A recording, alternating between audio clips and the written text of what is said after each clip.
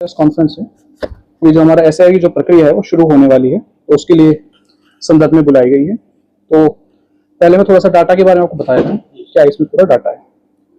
कुल हमारे यहाँ 8,84,173 वोट्स थे।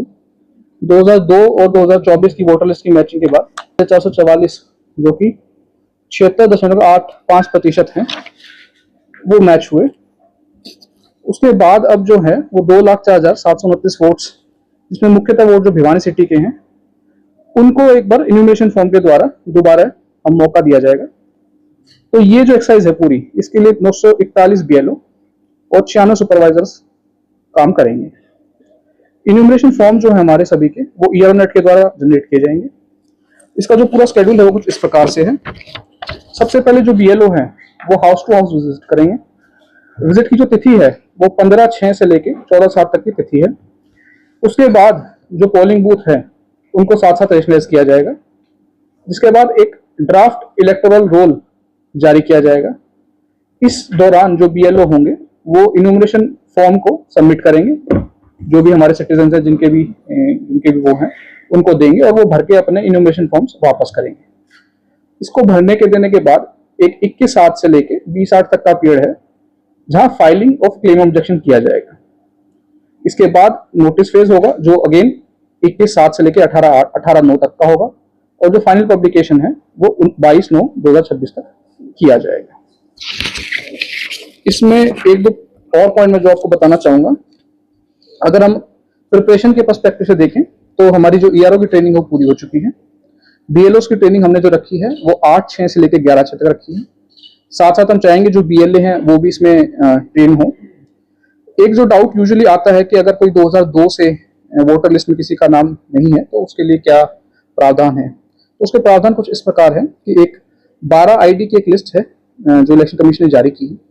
उसमें से अगर किसी कोई 1/7/87 से पहले का बॉर्न है तो उन 12 आईडी में से कोई भी एक आईडी दे सकता है। अगर वो 1/7/87 से लेके 2/12/2004 तक के बीच में उसका डेट ऑफ बर्थ है तो वो अपनी एक आईडी और साथ में माता या पिता में से किसी की एक आईडी दे सकता है उन 12 की लिस्ट में से। और अगर वो 2/12/2004 के बाद पैदा हुआ है तो अपनी और माता एवं पिता दोनों की आईडी दे सकता है। तो ये हमारी तरफ से है। आप अगर कोई आपके सवाल है। सर, एक आम व्यक्ति तक प्रशासन पहुंचता है तो एसआईआर के मामले में बताइए क्या है एसआईआर, कैसे सहयोग प्रशासन को वो आम व्यक्ति करेगा।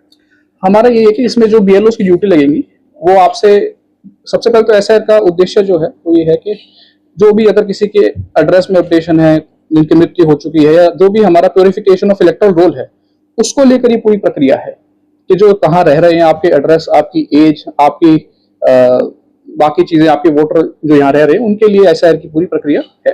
तो उनसे हमारा यही विनती है सभी से कि आप अपने जो भी बीएलओ आपके घर आते हैं इन्फॉर्मेशन फॉर्म लेके उसे भरें और उन्हें पूरा सहयोग। विभिन्न राजनीतिक दलों के द्वारा कुछ जो अपोजिशन के दल है उनके द्वारा विरोध किया गया है, क्या कोई मीटिंग की गई है ऐसे दलों के नुमाइंदों के साथ? जी, उसमें मीटिंग हम एक कर चुके हैं और जो पूरी प्रक्रिया है वो हम उन्हें समझा चुके हैं बड़ी पारदर्शिता के उससे कि हमारे यहाँ जो प्रोसेस होना है और जो पूरा शेड्यूल जो मैंने आपको बताया वो उनके साथ शेयर कर चुके हैं।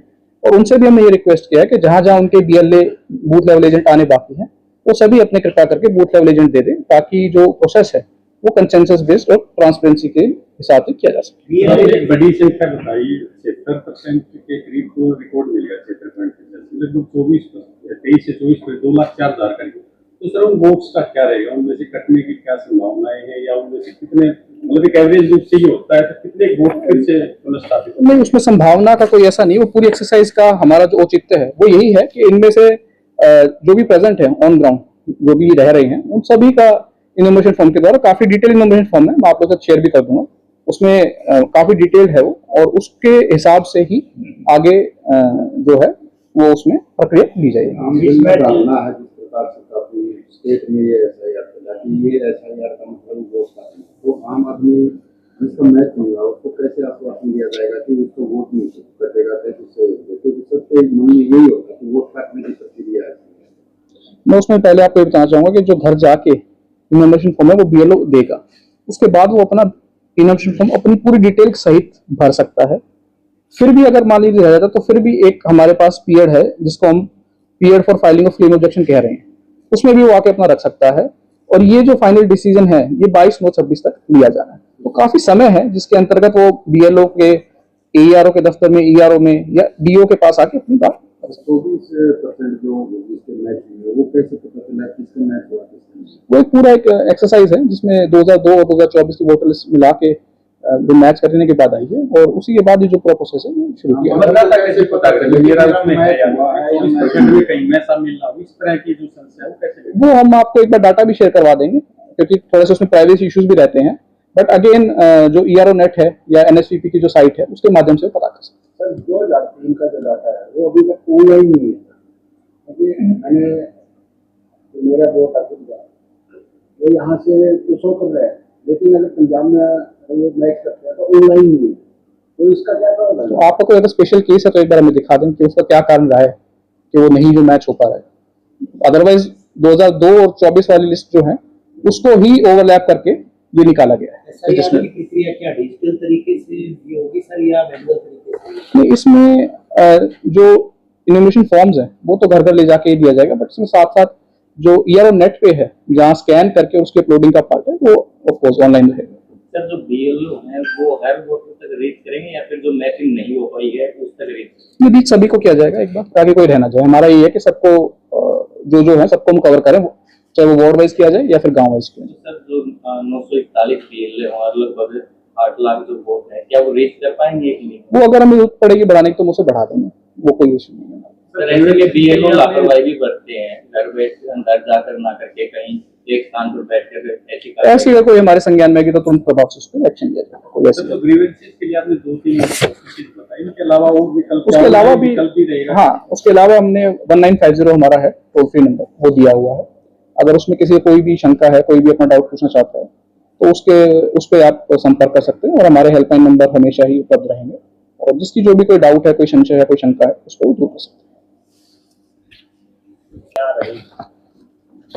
कारण में तो देखिए इसमें जो पूरी प्रक्रिया है उसमें जो ये मैच करते हैं उसके बाद ये वोट्स निकले हैं, तो अब हमारा जो फोकस है वो तो यही है कि जो शुद्धिकरण है आपके इलेक्टोरल रोल का वो एक समय बाउंड अवधि में किया जा सके, टाइम बाउंड अवधि में, और जिसमें सभी को सम्मिलित कर किया जा सके और जो पॉलिटिकल पार्टी है उनके साथ भी मीटिंग्स करके और बीएलएस लगवा के और एक सभी बीएलओ को ग्राउंड पे भेज के पूरी पारदर्शिता के साथ ही प्रोसेस किया जा सके। इसके अलावा अगर कोई सर तुलनात्मक रूप से देखें तो अन्य जिलों के मुकाबले 24% अधिक तो नहीं है? नहीं, हमारा इतना ही रहता है? जी, बल्कि हमारा बेटर परफॉर्मिंग है, among the better performing districts है हमारा।